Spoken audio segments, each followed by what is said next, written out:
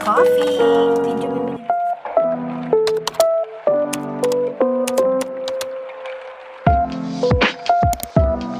Hello guys, welcome back to the vlog.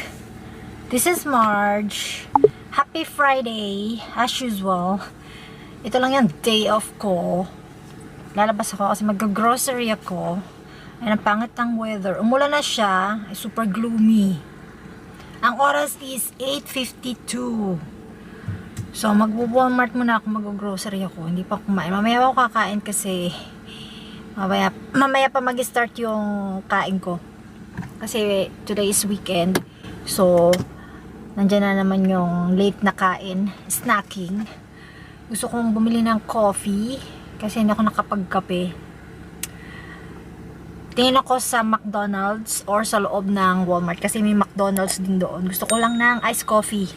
Yun lang. And mabilis lang naman yung grocery ko. So yun guys, sama ko kayo and let's go! Alam niyo ba guys, tamad na tamad ako ngayon. Ewan ko ba, ang kilos ko ngayon is like slow-mo. Ang bagal-bagal ko. Kasi nga yung weather, super gloomy.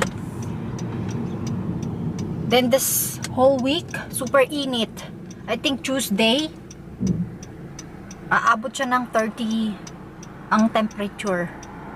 Pag hindi malamig, uulan, then super init. O diba, paiba-iba yung weather. Yun lang, maraming sasakyan. Kasi pag gantong oras, maraming estudyante kasi malapit dito sa amin yung school. Yung may dalawang bus. School bus nang dumaan.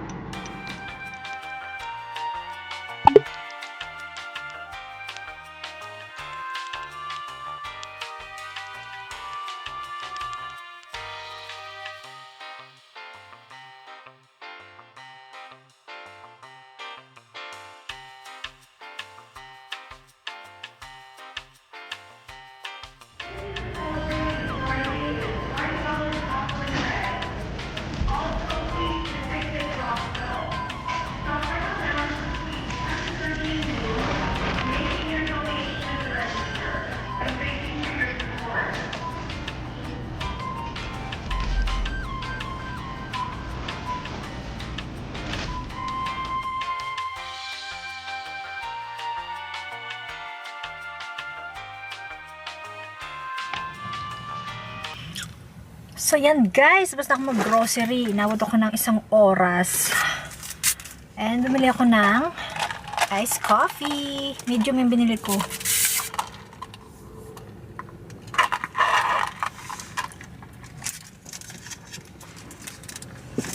Sarap.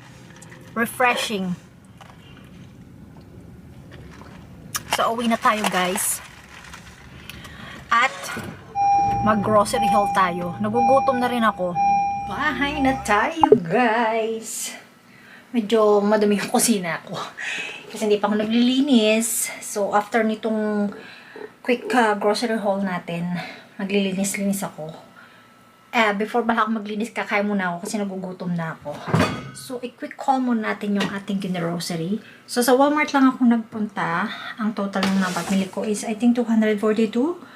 So, yeah, medyo konti lang yung binili ko. But, mahal pa rin siya. So, start na natin siyang i-grocery haul. Unahin ko muna yung mga meat. Kasi kailangan ko siyang ilagay sa fridge. Tsaka yung mga dairy. So, meron akong ground beef. Kasi mag-burger ako. And then, 2 chicken.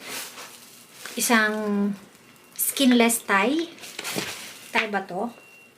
Yeah, pang ano ko to, pang tinola, tapos chicken drumsticks, para sa fried chicken, tapos beef, pang stew, tapos isa pang Thai chicken, pero may skin naman siya, kasi gagawin ko to sa arroz caldo. And then meron tayong milk. Then, meron tayong Tostitos, restaurant style, Chips Ahoy, cookies, tapos meron tayong tortilla na crispy minis. tortilla. Masarap to. Dalawa binili ko. Kasi pagka weekend, chichips ako. Then, bumili ako ng malaking sausage. Italian sausage. As in, jumbo talaga siya. Tapos, shrimp. Tapos, guys, ano to, ang tawag dito is mild spicy chickpeas. Kakainin ko siya for lunch kasi may chicken ako.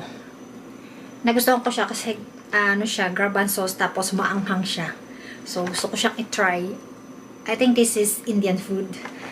Yeah, kasi yung kumain ako ng Indian food long time ago. I think more than 2 months na. Eh, masarap yung chickpeas nila. Nagustuhan ko.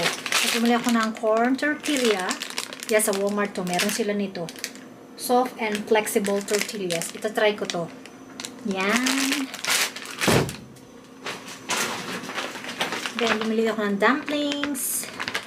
Japanese style pork and beef. Pangbaon naman yan kapag madali ang baon or luto.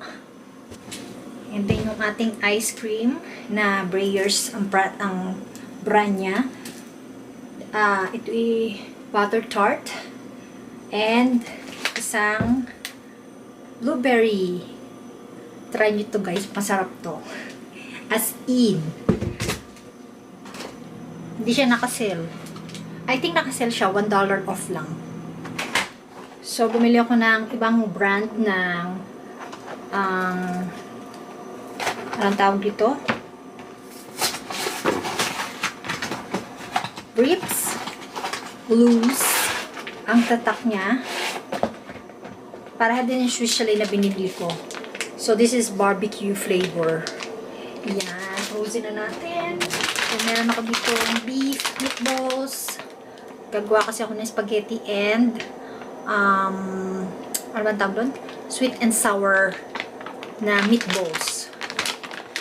So, ganyan lang yung mga binibili ko para pang baon, mabilisan. And then, bumili din ako ng juice. Flavor niya is orange, pineapple, and coconut. With passion. So, yan. So, bumili ako ng iba't ibang flavor ng yolk. 6 na piraso lang binili ko.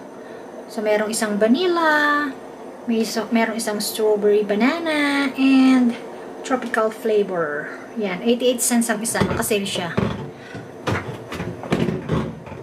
Kasi hindi naman masyadong nauubos. Kaya, 6 lang muna binili ko. Bumili ako ng pineapple tidbits, 2. Siyempre, yung ating tinapay, 2 binili ko na bagel for breakfast and regular na bread. Hindi siya regular. Whole wheat bread siya. Yan. And then, strawberries. I think mga gulay na to. Bumili ako ng ginger para sa isang piraso lang. Para sa tinola. So, wala na akong ginger. And then, bunch of spinach. Cilantro. Okra. I love okra. Nilalagyan ko siya ng shrimp paste. Masarap siya. Gusto ko siya. Tapos papaya. Hahatiin ko siya. Lalagay ko sa tinola. Tapos breakfast sa umaga kasama ng Quaker oat. Diba? Healthy. Meron tayong tomatoes. Bag of onions. Bell pepper. Garlic. Lemon. Bumili ako ng madaming lemon kasi bago ko magkape sa umaga, pagkagising ko, naggagawa ko ng warm water with half of lemon, tapos isang spoon na apple cider. So, maganda yon sa umaga. First thing in the morning, yun ang iniinom ko. Siyempre, hindi mawawala yung ating chips. Pag weekend, meron tayong cheat day, kaya meron tayo Chippies, Doritos and Lay's, barbecue, and cheese flavor. So, bumili ako ng dalawang coffee na Lavazza. This is Italian coffee. Masarap siya, guys. Nilalagay ko siya sa French press. And then ito, big, ano to. Then ito, naka-jackpot ako. Kasi malaki siya, guys. 725 grams. And $4 something lang to. Ito yung seasoning na nilalagay sa steak. Kasi lagi ako nag-steak. So, mura na to, guys. 725. Yan. Sa Walmart yan, guys. And then, meron tayong protein drink. Isang vanilla with strawberry. Ang flavor niya. Tapos, isang chocolate. So, mostly, this is, ano na, mga toiletries. So, hindi siya naka-sale. $4.97. Dalawa yung binili ko. Yan. Tapos, bumili ako ng refill. Naka-sale siya to $27. And 5 na yung laman niya. Yung bago kasi nitong variety, ibang variety nito na bago, 3 piraso is 27. May mga charcoal, yung may mga extra cleaning, mga ganun. So, kasi ito is matagal na tong ganitong klase. Mas mura na to. Much better na ito na yung kuning ko 5 piraso na 27. Same ng price ng tatlo. Syempre, yung ating panghugas ng pinggan sa kusina. So, yun lang, guys. Ang total na napamili ko for today is $248. Yan, $248. Para makita nyo. $248 ang total. Yan. So, yan yung aking ginarocery for today. And yung aking ginarocery is good for 2 weeks. Pero, pag minsan, pag wala akong time or pagod ako, bumibili din naman ako sa labas. Pagkain, hindi mga chichirya. So, yun. Like yung mga roast beef or minsan dumadaan ako sa Seafood City. Bumibili ako ng luto doon ng mga barbecue, yung mga ganun. Para may baon. Kasi ayoko naman pumasok sa work na walang baon. Kasi nga, diba, ang work ko naman is physical. Hindi naman ako nakaupo na nagko-computer lang, no. So, kailangan ko din naman kumain. So, yun lang naman yung mga usual routine ko kapag day off. Mag-grocery. Then, maya-maya, maglilinis ako dito after kong kumain kasi nagugutom na rin ako. 11:10 na. And, yeah, after noon, habang naglalaba, maglilinis dito sa apartment. So, yun lang naman ang buhay dito sa Canada. Kung masipag ka lang, yan, walang problema. And work sa labas, yung talagang work and work dito sa bahay or sa apartment. So, yan guys, imising ko lang to and I'll cut you up soon. Hi guys! We're going to Mississauga. Traveling time is half an hour. Malayo, no? So, yun. Pupunta kami sa Korean. It's authentic Korean food. We're here na, guys. Punta na kami sa The Isle of Minerva. Pakita ko sa inyo, guys. Hindi siya fancy, okay?